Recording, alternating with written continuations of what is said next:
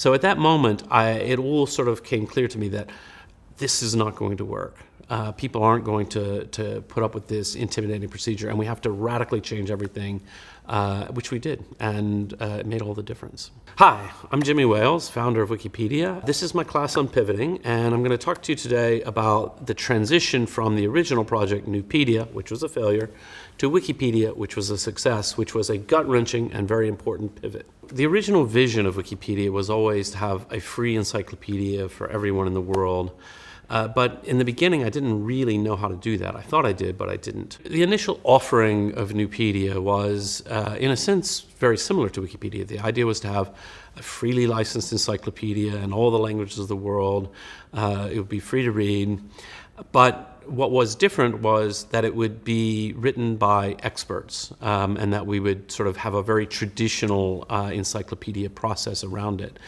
And we thought at the time, and we weren't unreasonable to think so, that unless you had really rigorous processes, no one would take it seriously. You couldn't just sort of have random people writing stuff online, or no one would believe in it.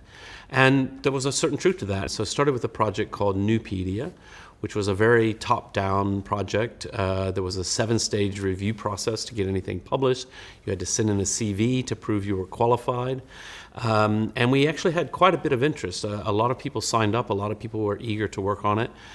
But after about 2 years, we had fewer than 24 articles complete. And what we had wasn't even that great, really. I sat down, very frustrated with the process. Why is it taking so long? All these people are very enthusiastic. How come not much work is getting done? So I thought, well, look, I had been in a PhD program in finance. That I had really studied. I had published a paper, an academic paper on option pricing theory. And the work of Robert Merton was something that I knew a lot about. And he had just recently won the Nobel Prize in economics. And I thought, okay, I'll just write a short biography of Robert Merton. I'm qualified. I know all of his work. And I sat down to do it, and I knew that they were going to take my initial draft and send it to the most prestigious finance professors they could find to give me review and feedback and notes. And it was very intimidating. And that was the moment when I realized, oh, wow, this is not fun. This is like being back in grad school and having all that pressure, but I'm just trying to volunteer to do something useful. And if it isn't fun, people aren't really going to do it. And then I looked at what was happening in the community, and there were a lot of people who were like, yeah, this is great. I know about this. I'm going to write the essay. But then the essays weren't really forthcoming. And I thought, I know why, because they're terrified. We're going to send it out, and they're going to get intimidating notes back. So at that moment, it all sort of came clear to me that this is not going to work. People aren't going to put up with this intimidating procedure, and we have to radically change everything, which we did, and it made all the difference.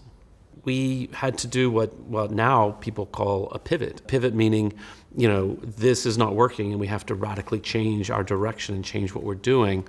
And so we did pivot. So we went from a top-down model where everything had to be approved and there's a real gatekeeping, to this completely insane idea of, well, let's just open a website where anyone can edit anything at any time, and we'll figure out as we go along how do we get somewhere with that, because there was all this energy in the community. People wanted to help, they wanted to create, but we had inadvertently put up so many barriers that it wasn't fun for them to do.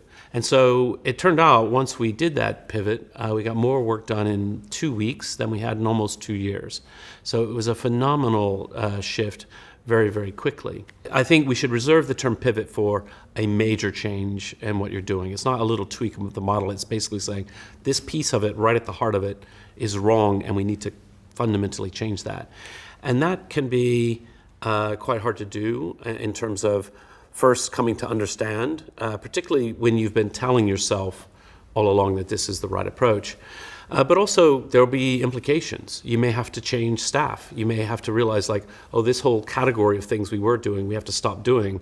And particularly when you're a new entrepreneur and you realize you've asked people to come in and do this thing, and suddenly their jobs are on the line, and suddenly things are going to shift. Emotionally, that can be quite heavy. But sometimes it's necessary because, those jobs are going to go away regardless. If you finish driving the company into the ground, they're all going to be gone. And so you sort of have to make those changes, even though it's emotionally tough. Even though our system, the Newpedia system, was very top-down and very structured and had multiple stages to get anything published and didn't work, that group of people was very passionate about the idea. And so we actually, ironically, we accidentally spent 2 years discussing what it means to be an encyclopedia, discussing the value of neutrality and quality and things like that. And I think this can be true in a lot of organizations, a lot of startups that are failing. Okay, it's not working in some degrees, but all along the process, you've learned a lot. You're learning things that will be available to you as knowledge in terms of, okay, we're going to pivot radically, but we're going to pivot not just and randomly go, well, this idea didn't work, let's start a restaurant. No, it's not like that. It's this idea didn't work, but we've identified the pieces that aren't working and the pieces that are, and we're going to try to pivot and preserve what is working and throw out what isn't, even though it's going to be a radical, kind of gut-wrenching change to our operations. When I think about pivoting, and I talk about pivoting, I always say there are 2 principles. So one, when you're an entrepreneur and you're trying to accomplish something, you'll have a lot of negative people around you, people who are skeptical. They want to know, why is this going to work? And you don't exactly know all the answers to why it's going to work. And so you're struggling. And sometimes you have to just persevere, to believe in your vision and carry on forward. And then there are other times when you actually have to recognize, actually, this isn't working. Something fundamentally isn't right here. We do need to pivot. We need to make a big change. And unfortunately, although the 2 pieces of advice, which is always persevere and always be prepared to change everything, are both valid, they're kind of useless as a standalone, because the real hard question is, how do you know which situation you're in? And that is really the art of entrepreneurship, and kind of the place where you really have to pull deep into your rationality and really think about, which situation am I really in? Am I irrationally pursuing something that's never going to work, or am I irrationally giving up too soon? So it's a tough thing.